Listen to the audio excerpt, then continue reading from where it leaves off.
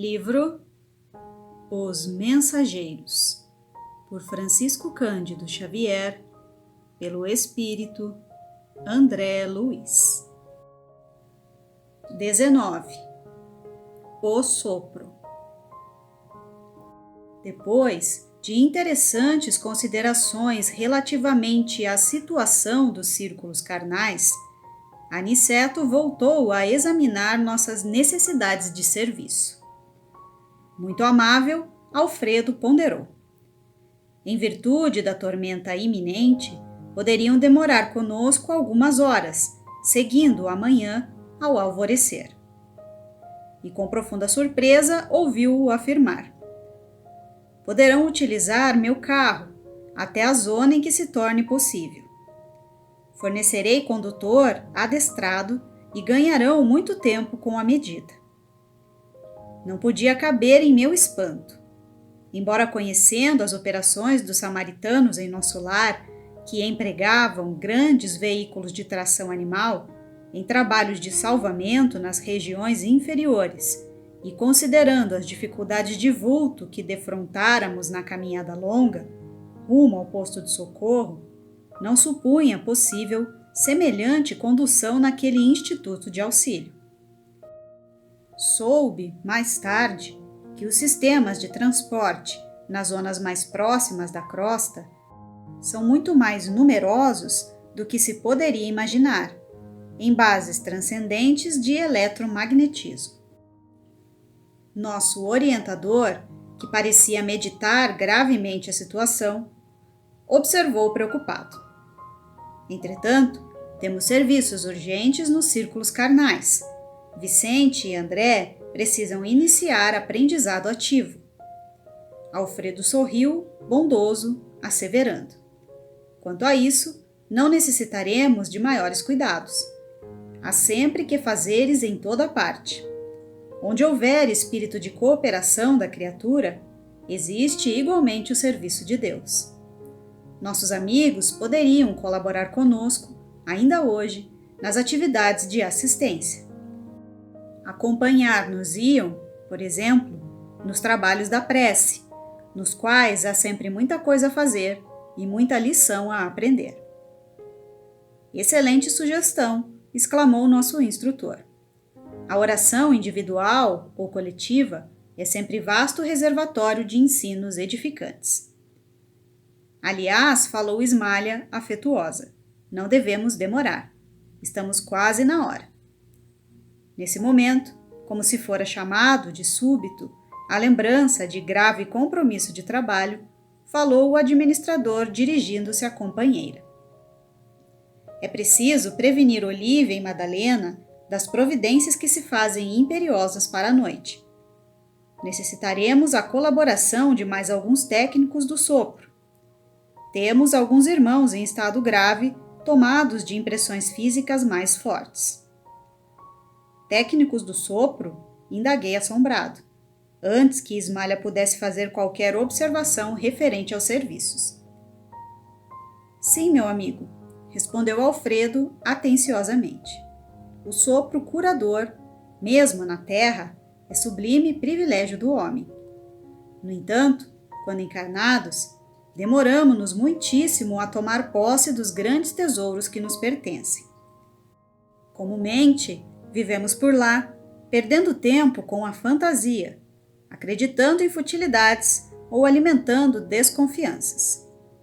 Quem pudesse compreender, entre as formas terrestres, toda a extensão deste assunto, poderia criar no mundo os mais eficientes processos soproterápicos. Mas, semelhante patrimônio está à disposição de qualquer espírito encarnado? Perguntou Vicente, compartilhando minha surpresa. Nosso interlocutor pensou alguns instantes e respondeu atencioso. Como o passe, que pode ser movimentado pelo maior número de pessoas com benefícios apreciáveis, também o sopro curativo poderia ser utilizado pela maioria das criaturas, com vantagens prodigiosas.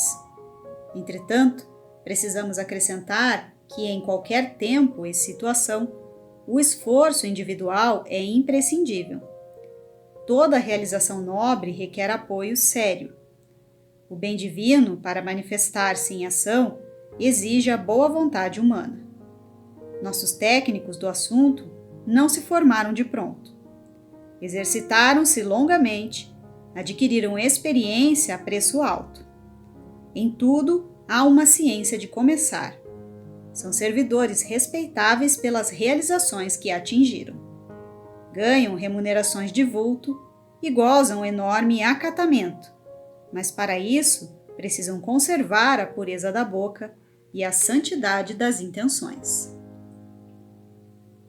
Compreendendo o interesse que suas palavras despertavam, continuou o administrador depois de pequena pausa. Nos círculos carnais, para que o sopro se afirme suficientemente, é imprescindível que o homem tenha o estômago sadio, a boca habituada a falar o bem, com abstenção do mal, e a mente reta, interessada em auxiliar. Obedecendo a esses requisitos, teremos o sopro calmante e revigorador, estimulante e curativo. Através dele, poder-se-á transmitir também na crosta a saúde, o conforto e a vida. E como Vicente e eu não pudéssemos ocultar a perplexidade, Alfredo considerou: isto não é novo. Jesus, além de tocar naqueles a quem curava, concedia-lhes por vezes o sopro divino. O sopro da vida percorre a criação inteira. Toda a página sagrada, comentando o princípio da existência, refere-se a isso. Nunca pensaram no vento como sopro criador da natureza? Quanto a mim, desde o ingresso em Campo da Paz, quando fui ali recolhido em péssimas condições espirituais, tenho aprendido maravilhosas lições nesse particular. Tanto assim que, chefiando este posto, tenho incentivado, com as possibilidades ao meu alcance, a formação de novos cooperadores nesse sentido, oferecendo compensações aos que se decidam iniciar a tarefa de especialização, nem sempre fácil para todos. A esse tempo, Ismalha recebia alguns colaboradores de importância, que se preparavam para a tarefa.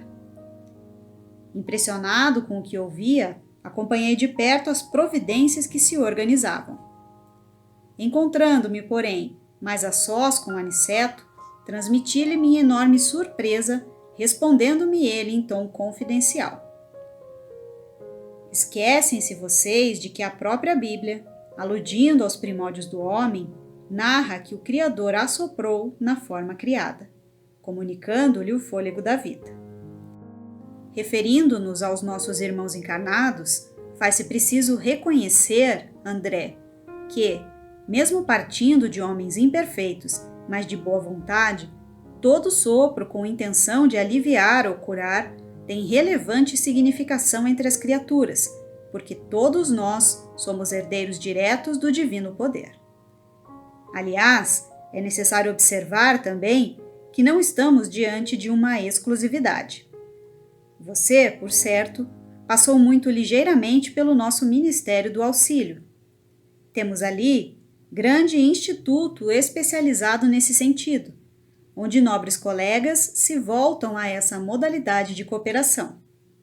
No plano carnal, toda boca, santamente intencionada, pode prestar apreciáveis auxílios, notando-se, porém, que as bocas generosas e puras poderão distribuir auxílios divinos, transmitindo fluidos vitais de saúde e reconforto.